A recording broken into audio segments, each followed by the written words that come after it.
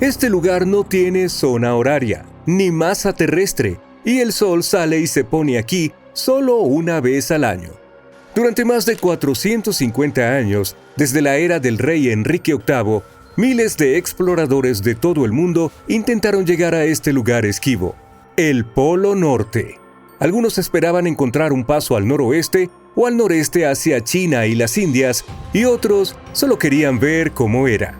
En 1773, la Armada Real Británica organizó la primera expedición científica al Polo Norte.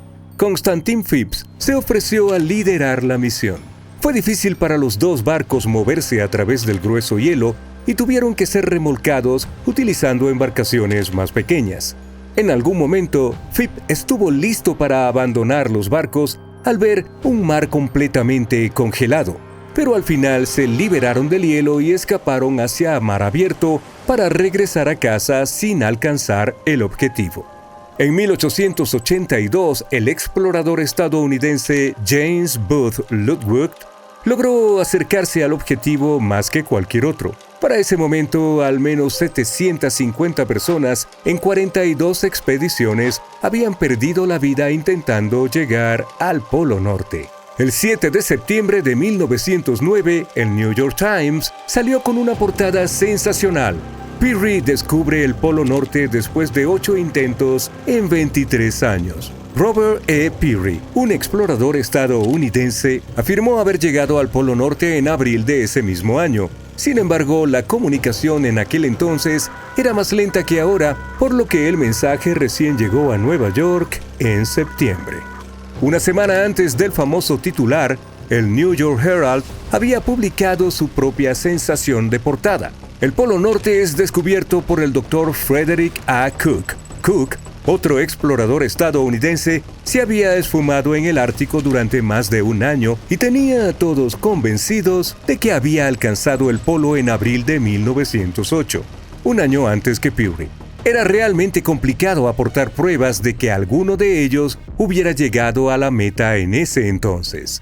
Su objetivo era moverse sobre el hielo marino, a diferencia del Polo Sur, que se encuentra en tierra firme, por lo que no podían dejar una bandera u otra prueba allí. Un diario de viaje lleno de detalles del recorrido, como distancias diarias, la posición de las estrellas y similares, probablemente serviría como evidencia.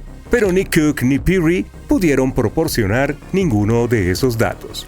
Entonces cada uno de ellos inició una carrera para demostrar que eran honestos y dignos de confianza. Se consideró a Peary como el descubridor del Polo Norte hasta 1988. Fue entonces cuando la National Geographic Society revisó la evidencia y encontró que sus registros no probaban su hazaña. La afirmación de Cook no fue confirmada ni refutada. El explorador británico nacido en Australia, Sir Hubert Wilkins, emprendió su primera expedición al Polo Norte en 1913. Fue entonces cuando se le ocurrió la idea de alcanzar el objetivo en submarino.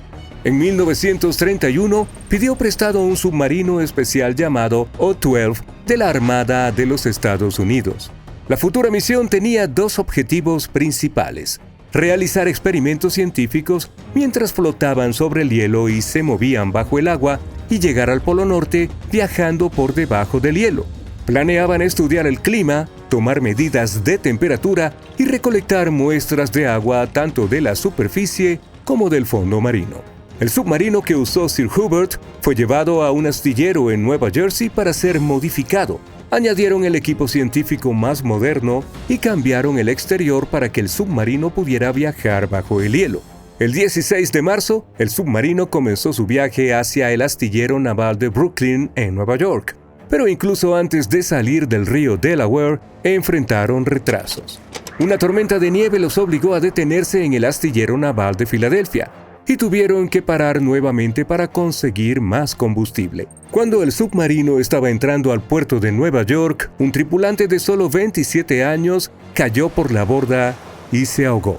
El submarino fue oficialmente rebautizado como Nautilus, y el nieto de Julio Verne, el autor de 20.000 leguas de viaje submarino que inspiró el nuevo nombre, estuvo allí para presenciarlo. Antes de comenzar su travesía, la tripulación probó el Nautilus en diferentes lugares frente a la costa de Nueva Inglaterra. Enfrentaron críticas y ya estaban 2 meses retrasados, así que decidieron dirigirse directamente a Inglaterra. Durante su viaje a través del Atlántico, navegaron en medio de fuertes tormentas. El 13 de junio, el motor de estribor se averió y luego el motor de babor falló debido al uso excesivo. Mientras cruzaban el Atlántico, Sir Hubert Wilkins seguía informando por radio la posición del submarino a los Estados Unidos. Después de que fallaran ambos motores, enviaron una señal de SOS. El 15 de junio, el USS Wyoming, un enorme barco en un crucero de entrenamiento con estudiantes navales, rescató al Nautilus. El Wyoming remolcó el submarino averiado hasta Queenstown, Irlanda, y luego fue llevado a Davenport, Inglaterra, para hacer las reparaciones. Tuvieron que esperar repuestos de Estados Unidos, lo que causó más retrasos. Una vez que el Nautilus fue reparado, se dirigieron a Bergen, Noruega, para encontrarse con los oficiales científicos del submarino y obtener más equipos. Una de las adiciones más importantes fue una cámara de buceo que les permitió bajar herramientas científicas al agua a través de una escotilla especial. El 5 de agosto, el Nautilus finalmente dejó Bergen y se dirigió al norte para encontrar témpanos de hielo. Tuvieron muchos retrasos debido a problemas mecánicos y tormentas. Una tormenta incluso hizo que el submarino se inclinara en ángulos insólitos. Finalmente, el 19 de agosto vieron el primer témpano de hielo. Durante unos días siguieron el borde del hielo buscando un buen lugar para bucear. 3 días después, intentaron bucear bajo el hielo, pero descubrieron que los timones de inmersión del submarino faltaban. Un buzo se lanzó al agua para verificarlo y vio que alguien debía haber roto los timones a propósito. Esto hizo que Wilkins pensara que alguien de la tripulación había saboteado el submarino porque no confiaba en la misión. Aún sin los timones, Wilkins quería realizar algunos de sus experimentos científicos. El último día de agosto encontraron una forma de forzar al Nautilus a pasar bajo un témpano de hielo de 1 metro de espesor. Tuvieron que llenar los tanques de lastre y ajustar el equilibrio. Lograron realizar más inmersiones bajo el hielo de esta manera antes de que terminara el viaje.